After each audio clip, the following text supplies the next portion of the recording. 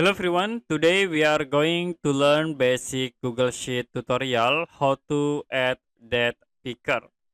So in here you can create a picker by right click and then go to view more selection.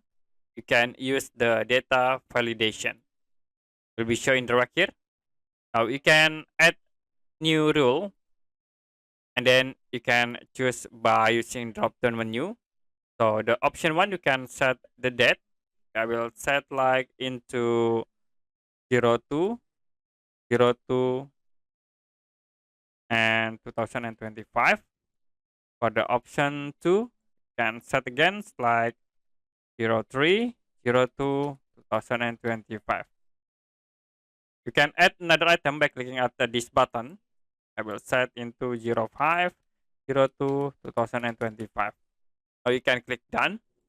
And then if you select the drop down menu, it will be show the date picker. So I will pick this date, or you can set again another. I will set in this date picker. Okay, that's it for a basic Google Sheet tutorial how to add date picker.